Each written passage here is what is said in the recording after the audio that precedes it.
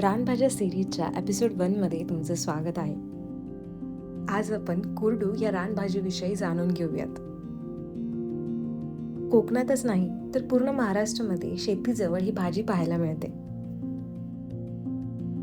कुरडूचे देठ लालसर असतात आणि यांच्या पानांवरतीही लालसर असे ठिपके पाहायला मिळतात.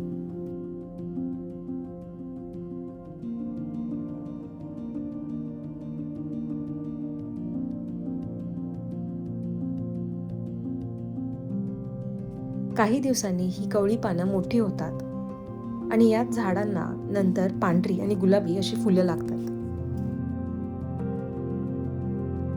कुटलेली भाजी आपण परत एकदा निवडून घेऊ.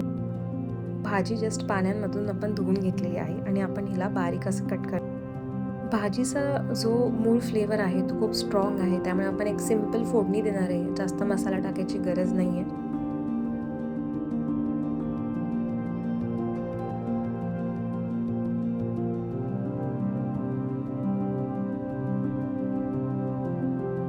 आणि अशा पद्धतीने ही कुरडूची भाजी बनलेली आहे, जी अत्यंत चविष्ट लागते.